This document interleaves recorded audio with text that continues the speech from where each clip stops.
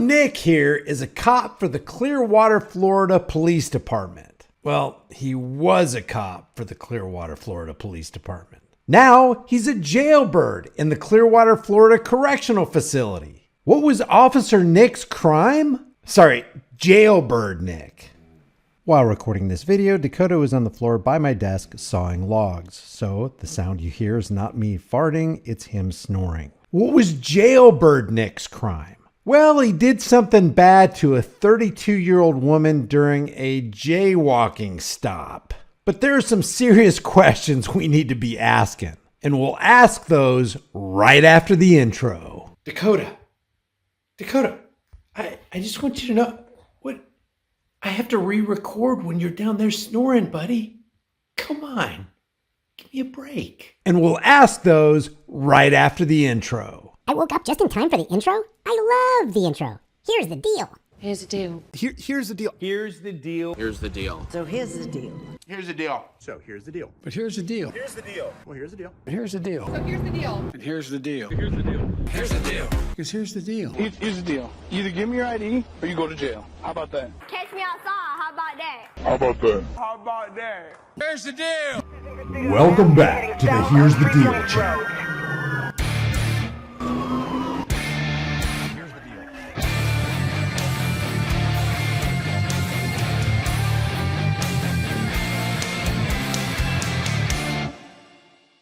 All right, this is Chief Eric Gandy, and he's going to get up there and he's going to tell you that one of his officers committed a serious indiscretion and basically victimized a woman who was jaywalking. I'm going to take a little different slant on this because I'm going to let him talk a little bit, but we need to take a look at this. What gave this sicko pig the opportunity that he needed to take advantage of this poor woman who was jaywalking? We're going to look into it. Let's listen to what Chief Gandy says here, and then we'll make some comments along the way. Afternoon, everyone. I'm Chief Eric Gandy, ERIC, GANDY, Clearwater Police Department.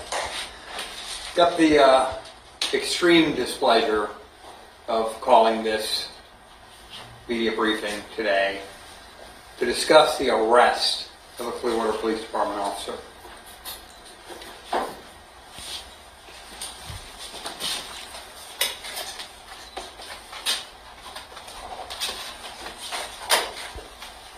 I am glad that they put this guy's picture up here and you can physically identify who this guy is, what his crime was, and that he actually left a real material victim. And that is key right here.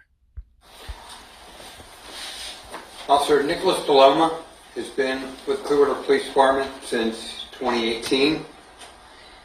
He was arrested by our detectives within the last couple hours for false imprisonment and sexual battery. The incident occurred early Sunday morning. Officer Paloma. False imprisonment and sexual battery. Keep that false imprisonment part in mind. Conducted a pedestrian stop on the victim. He's 32 years old, and it occurred at the Clearwater Beach roundabout. He engaged her in conversation, told her to get in his car. She entered the passenger front seat, and he told her he would take her to her hotel, and she could take care of the charges by doing things for him.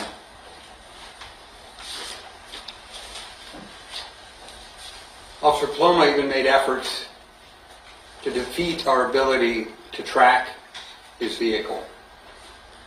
For approximately 30 minutes, Officer Paloma transported the victim around to various locations on Clearwater Beach, engaged in sex acts with her before dropping her off down the street from her hotel. Had to check myself for coming in here because I'm exceptionally upset about the betrayal of trust, the level of confidence that people have in our officers. It's exceptionally damaging to our reputation and the reputation of everyone in law enforcement. So let me get this straight. What this cop did to this 32-year-old woman is something that is looked down upon by the department. It erodes public trust in the law enforcement officers in the department, but conducting roadside piracy operations doesn't. And those roadside piracy operations don't actually leave a victim. He's concerned about this officer having committed a crime, leaving a real victim. What about the drug war? Does the Clearwater Police Department initiate and involve themselves in enforcing the drug war? Because if they do, then they're actually creating victims, and they're creating clients for the prison industrial complex. And don't those people become victims when you go to prison for 10 or 20 years because you had a bag of plant matter? Isn't that a real victim? But we're going to be outraged. And don't get me wrong, it is outrageous that anyone would use their perceived authority to take advantage of a woman in a sexual way. That is bad. That's horrible. That is a victim. He did commit a crime, but isn't a crime similarly committed when you have a badged law enforcer that everybody trusts that is out there economically terrorizing and tormenting people in the name of the traffic code, which in their minds supersedes and goes far above the supreme law of the land? Your right to be secure in your persons, houses, papers, and effects. Your right to defend yourself if you want to in the Second Amendment. Your right to freedom of speech and freedom of the press. What about all these auditors out here who become victims of law enforcement simply because they were filming in a public place on a public sidewalk? What about all those people? Didn't they become victims as well?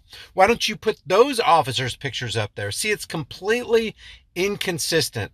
These cops live a life of hypocrisy. They say this is a victim, this is a crime, this is the person we're going to out, we're going to arrest this police officer, he's going to prison, he's not going to have a job anymore, we're taking his pension. But over here, they can do this to Long Island Audit. They can do that. They can abuse James Freeman. They can put this guy on his knees and humiliate him and put the torture cuffs on him and fingerprint him and do a body cavity search and put this guy through the ringer in the prison industrial complex. But that's not a crime. But what this cop did to this woman is a crime. Come on. It erodes the confidence in our profession. And on a personal level, I know how hard we struggle to maintain trust. So for me, having to come here today was infuriating because I have to have this conversation with you. But you know what I'm infuriated about? I'm infuriated that anybody would interrupt you or me or somebody that you love or somebody that I love in my life because a license plate wasn't illuminated properly. I'm infuriated that any cop, any badged clown law enforcer who's let the power go to his own head would interrupt you for 1 second as they conduct their fishing expedition and go wait for the drug dog. That's infuriating to me. Or that anybody would take large sums of cash under civil asset forfeiture. That's pretty infuriating. Or again, fingerprinting somebody, caging them, putting the torture cuffs on so tight that now you have lifelong nerve damage in your hands and up and down your arms all the way to your elbows. Or a shoulder was popped out of socket. Or a Daniel Shaver was done away with in the hallway of the La Quinta Inn after having tried his very best to obey the rapid fire commands of Philip Brailsford and his henchmen. That's infuriating to me. Important conversation to have, and these are important facts to relay to you. I thought about it on a personal level. I thought about what we tell our own kids, what you tell. Yeah, but what they do tell their own kids, they tell them, hey, it's okay to be a law enforcement officer. It's okay to get out there and treat the Constitution as though it were nothing, but traffic law as though it were everything. Your kids, if you're ever in trouble, find a cop. So I have to make it really clear, obviously, by the fact that our detectives worked tirelessly since very early Sunday morning, that we take this extremely seriously. And it's intolerable in this profession, and certainly in the Clearwater Police Department. And that's my reassurance to you. And I agree. this crime that this officer committed against this woman is intolerable. But just as intolerable is any injustice that happens to any man anywhere. Because if a cop commits injustice against one man anywhere, he's willing to commit injustice against all men everywhere. And how many of those good cops knew what this cop was doing, but they decided to keep silent? Before they came forward, and I'm glad they came forward really quick on this, because this just happened on Sunday and they just now, published this. But why don't they do this in other cases where other people were victimized? Because they don't treat those people as victims, and they don't treat their other cops as victimizers. Leave your thoughts about this for the world and the global thought police in the comment section below. If you think I'm off, leave your comments down there. I'm a big boy. I think I can handle it. If you haven't done so already, subscribe to this channel. Hit the bell notification icon, give it a thumbs up, share it with everybody you know. Don't forget to subscribe to my email list through my website, High Impact Flicks.